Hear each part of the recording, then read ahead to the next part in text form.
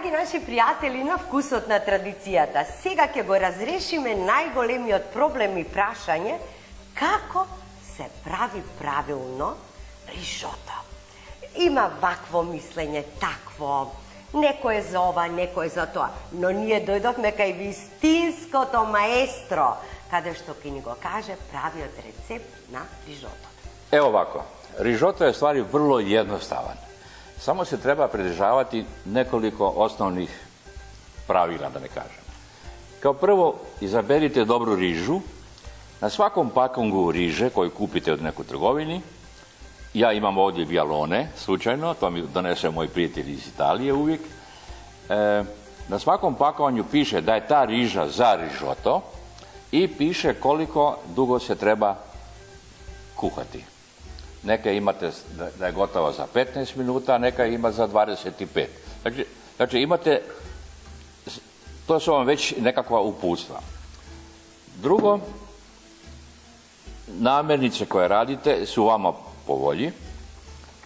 Rižu ću ja danas napraviti. Prepržit ću malo ovaj luk na maslinovom ulju i putru, odnosno maslacu, je tako? Za luk ću vam nešto objasniti. Ja sam ovdje danas pripremio jedan luk koji se zove proteja. Ovo je tako sladak luk da ga možete jesti ko jabuku. Dolazi sa Kalabrije ili sa Sardenje i vrlo kratko traje u stvari, iako bi se rekao da je ovo crveni luk. To mi donese moj prijatelj Lučo, ja toga uvijek imam u kući. Ali već negdje krajem oktobra ga više nema praktično. Pa vas mogu trgovci prevariti da prodaju proteju, a to je običan neki crveni luk. Dakle ovako, pripremit ćemo škampe i ono što bi vam htio pokazati, evo ja sam ovdje ostavio jedan škamp. Važno je škamp očistiti ne samo iz ljuske, nego ovako isto po sredini i izvaditi, vidite ovo crno. To je u stvari crevce, malo crevo od škampa, koje nije zgodno kad ga jedete. Tu ima sitnog pijeska i to vam ovako ostavlja jedan loš dojam. Ja sam ovdje očistio škampe, jednog sam ostavio ovako da vidite kao ukras, a ovdje u mojoj kuhinji sam pripremio i jedan temeljac. Što je temeljac? Jedna juha, bolje rečeno. Ovaj put juha je pripremljena za riblja, može biti od ovih škampi, od onih glava koje smo očistili. Dakle, imate tu juhu s kojom ćemo zalijevati rižu. Važno je, to treba posebno naglasiti, kad zalijevamo rižu sa ovom juhom ili temeljcom, temeljac može biti riblji, pileći, od povrća, ne znam, ovisi kakav rižoto delate, jeli? On mora biti uvijek vruć. On ne smijete zalijevati rižoto koji se dinsta, jeli, rižu, sa hladnim temeljcem. On mora biti vruć, evo kao što je ovdje. Evo, ja ću staviti ovdje malo maslinovog ulja. Inače, ja imam ulje koje se zove lečino, to je tipično istarsko ulje, maslinovo ulje naravno. Evo ovako, malo putra. Znači se miša maslo? To je varijanta, ne morate uvijek biti na putru ili možete običnom ulju. Ne smije biti puno masnoće, jer rižu morate dobro da bude caklasta, da je tako da je spržite. Evo, sad ću ja staviti ovaj luk. To sve ide dosta brzo.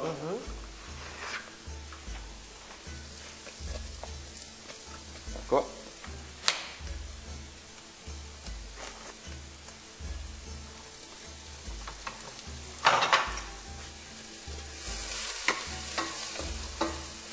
Malo ćemo upaliti napu.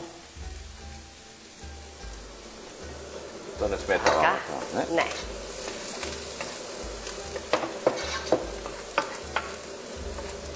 Evo, to je vrlo brzo gotovo. I sad ćemo staviti, smo rekli, Kako rižu. bi se odnosot na supata so orizot? Koliko oriz, koliko tečnost? To nije pravilo. Nema pravilo. Aha. Imate, moramo se staviti brže. Dobro. Da. Evo, rižu. Stavit ću ovako po prilici za nas. Inače, kad bi delali 5 do 7 dekagrama riže ide na osobu. Sad je ovdje vrlo važno da ovu rižu dobro ispržite, tako da ona postane staklasta, se tako to kaže. Da. Dakle, vrlo jednostavno, samo ova najobičnija 2-3 pravila koja sam vam rekao. Ako radite s nekom drugom namirnicom, na primjer sa piletinom, onda piletinu možete prethodno da se svari. Posebno napraviti, poslije sve to spojite, jeli. Ja ću škampe staviti praktično skoro pri kraju, a doživio sam i gledao sam jednog talijanskog kuhara sa 3 Michelinove zvjezdice koji je, kad je rižoto bio gotov, onda je škampe sasjeckao sitno i svježe stavio na gotovi rižoto. Dakle, mašta je nešto što je zaista...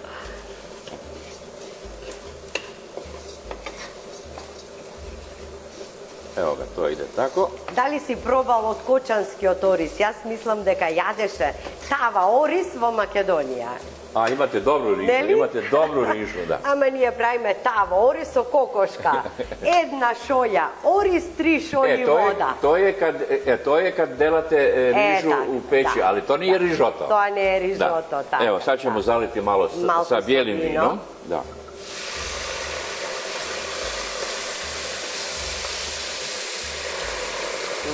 Tako. Pustit ćemo da ova kiselina da izlazi, tako je. I kad se ova prva kiselina ispari, jeli, dakle, evo ga, to je tako. Da vas ja nisam prestrašio sa ovim lukom. Svaki luk je dobar, da ne kažem, ali ovo sam imao priliku da vam pokažem i da možda ljudi nauče nešto u toj tropeji, takozvanoj, to je izuzetno dobar luk. I to je nauka, i to je nauka. I to treba znati, tako je, da. Nije vodračevo, imame najbav crven kromit. Mnogo bava mirisa.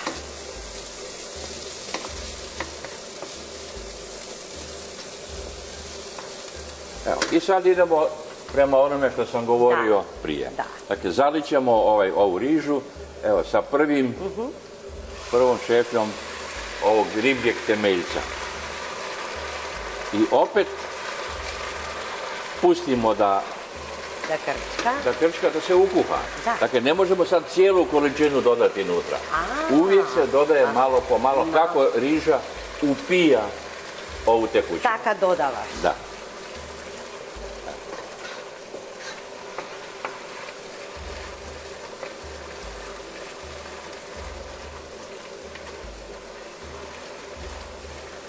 I praktično se riža mora stalno miješati, jel? Da. Tako. To je, evo, tako jedno pravilo.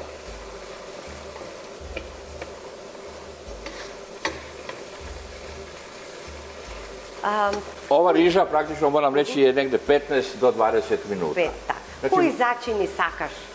Ljubiš? Koji začini ljubiš? Evo, ovdje, u ovom slučaju, ovaj temeljac je već začinjen, je tako? Znači, on je kuhan sa puno povrća i, ne znam, soli, papra, lorov, lista, peršina, tako dalje. Znači, samo sol, kad je rižoto gotov, stavit ćemo putar ili maslac, svježi, ja ga imam u frižideru pripremljene kockice, nikad ne staviti topljeni putar, jer će ta masnoća da ispliva na površinu. I ta se masnoća dodaje kad je rižoto praktično gotov. Samo se unutra umiješa. I na kraju ćemo dodati, ovdje sam pripremio, parmezan. Evo ga. Dakle, to se može staviti u rižoto, a može se servirati i posebno da svako stavlja koliko hoće. Ima ljudi koji čak ne vole Tako. Evo, vrlo brzo je ova riža upila onu tekućinu.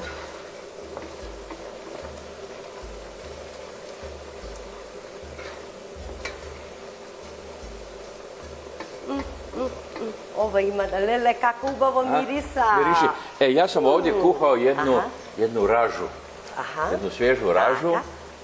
Smo imali za jedan obrok i onda je ta juha ostala, rekao, to će biti jako dobro za rižoto.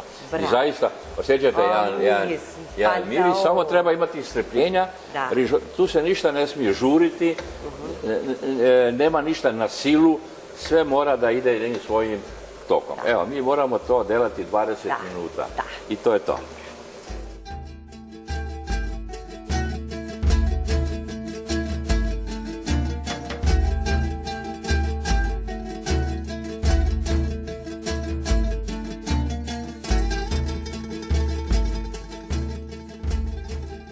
Šta smo rekli? Rižoto mora biti kremast. Kad je gotov, najbolje ga je ostaviti malo na stranu, kad se umješi putar i parmezan, da ostoji 2 minute. Da odmori 2 minute. Da li treba da bude zatvoren? Može, da. Tako da riža sva upije sve te okuse. Sostojki, vkusovi. I onda se mora brzo servirati. Rižoto se nikada ne radi unapred, jer on nakon 10 minuta više nije za ništa. On je mljacav, dođe onako ko nekakav pire, dakle on ima svoje vrijeme. I još nešto da vam kažem, rižoto se, onaj koji ima u jelovniku rižoto u restoranu, on ne može da neko dođe pa kaže dajte mi pola porcije. To je nemoguće napraviti. U Italiji, da ne kažem u domovini rižota, u mnogim jelovnicima piše minimalno 2 osobe. Znači minimalno 2 porcije, onda on ima potrebu da napravi rižoto. Ali na pola porcije on ne može napraviti. Ne može, kako može so 5 grama kromit, 10 grama oris. Šta je sad danas običaj? Mislim, kuhari se snalaze. Rižoto se napravi skoro pola gotovo, da ne kažem. Dakle, negdje da se skuha 70% i onda se jednostavno ohladi na nekom plehu, ohladi i kad se poruči rižoto, dakle, taj ohlađeni rižoto se stavi i onda se postupak dovrši. Tako da gost ne čeka nekih 20 minuta ili više. Da li ti bi go prepoznao, to rižoto? Pa ja bi, jer to se ipak osjeti da je, pogotovo ako je brzo izašao iz kuhinje, znači da je već bio polugotov. I to rade manje više u restoranima koji nisu, tako da ja kažem, toliko ozbiljni, da ne je tako. Jer ozbiljni restoran će delati rižoto od početka do kraja. Ali minimalno 2 osobe. Stevo, koje ti je omiljeno jadenje? Evo, ovako, koga si doma, sakaš da jadeš nešto, da li od detstva što te podsjetuva, da li sega, nije bitno, i da kažeš, merak mi je deneska, to a sakam da go jadem. Evo, a da vam ja kažem, evo, šta smo mi jučer ručali? Ajde da vidimo, što jadem? Renata napravi super jednostavno jelo, dakle špagete, sa daterino rajčicama. To su male rajčice, opet nam je to Lučio donio cijeli karton sa srdenje i one su tako slatke, toliko puno imaju ljepote u sebi, da ne kažem, i posebnog okusa. I mi opet tu dodamo masline, tadeske. Ovo su tije maslinke, a? To su te masline. A kakvi su ove maslinke? One su male, sitne, slatke. Evo ga, vidite, tađaske. Sitne, bez koščice. vidim kako mi Pa je. čekaj malo. A zašto ne bi probala? Dajte da probam. A? Da, daj mi da Evo, probam. ajde, izvoli. Da. Izvuci si jednu ili koliko hoćeš. No.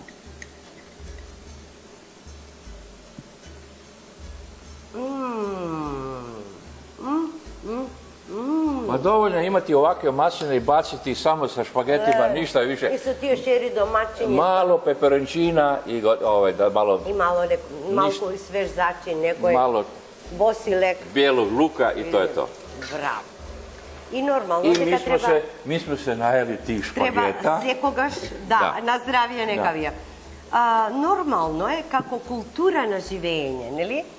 Da vi i ti, Renate, izgledate fantastično. Hvala. Pešačite po Lungomare. lungomare, vnimavate sa što se hranite, koliko se hranite.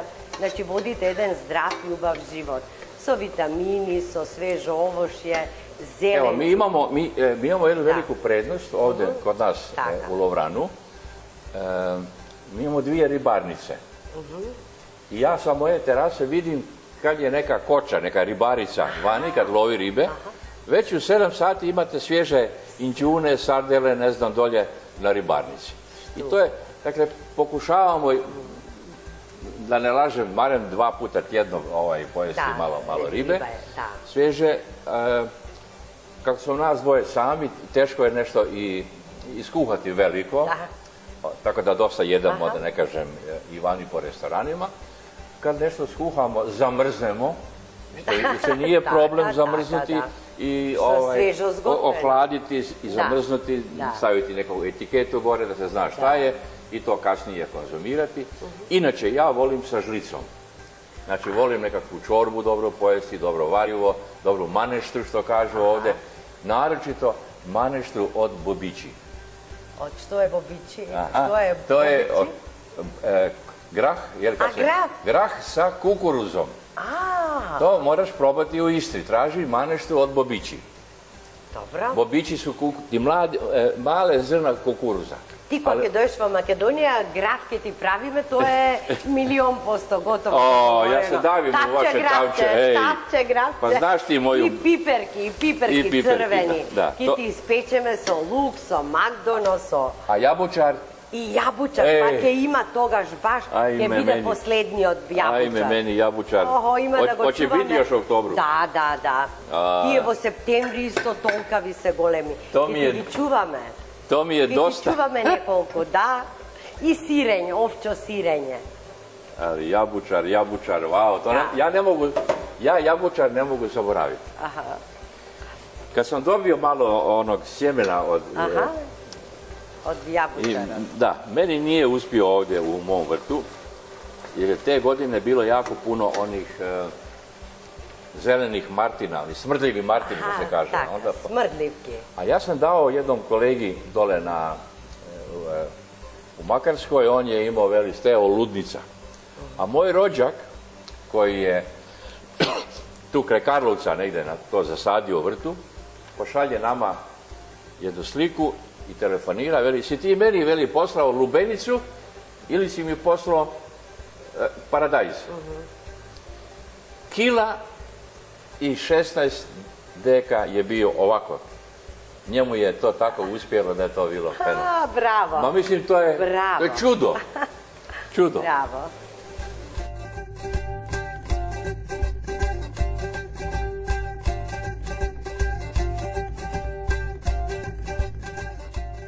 Evo, rižota je pri kraju.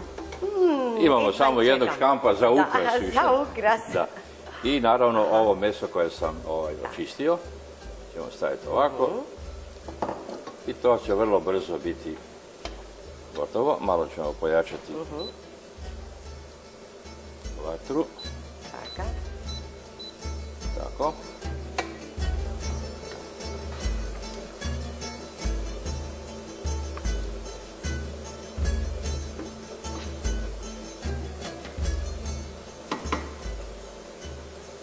Znači možemo da se spremime za putero, tako? Tako je, sad ćemo to mi napraviti ovako.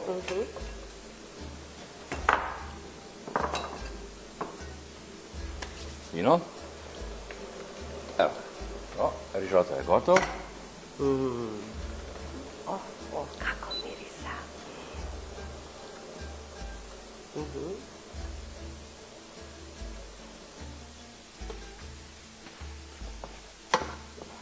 Evo, škampi su gotovi. Da. Gotovo čim vide, oni se od straha I sad ćemo staviti, rekao sam, važno je da bude maslac svježi, ovako. Dakle, skoro hladan i jednostavno ćemo ga umiješati. Ne trebamo staviti sve, možemo malo da vidimo koliko nam je potrebno. I sad on dobiva još više jedan kremasti. Evo. Jer kad bi maslac bio rastopljen, onda bi ona masnoća sva bila gore. Odozgora. Da, a ovako je... Takav leguva urizot. Tako, on se... Dobro.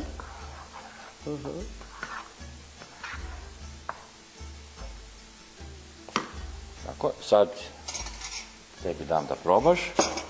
Ajde. A ja ću... Malo papra ćemo sigurno staviti.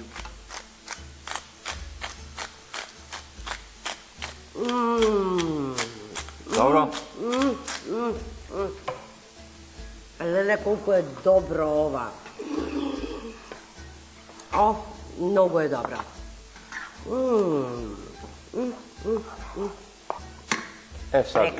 Sad i na kraju.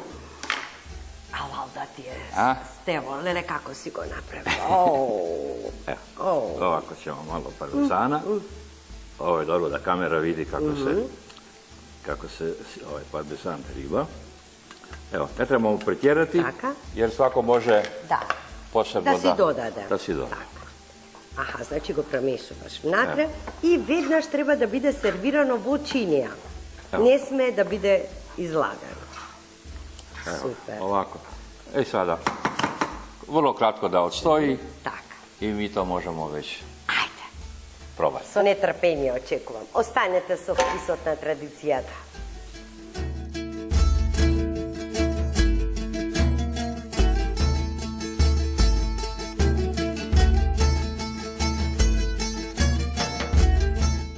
Stevo, ajde da ručamo tega. Ovo je zajednički ručak so Stevo Karapanđa. Dobro, ti mi daj ovaj tvoj. Dobro, poveli. Pomozi, tvoj tanjur. Evo ovako. Blagodaram. Evo još malo.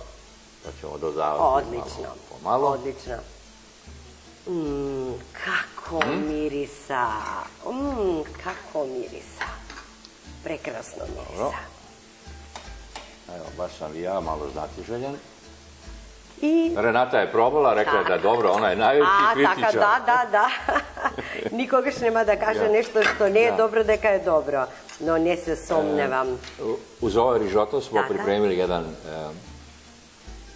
od matule, jedan pošip, bijeli pošip, koji se jako dobro slaže i mislim da ćemo uživati.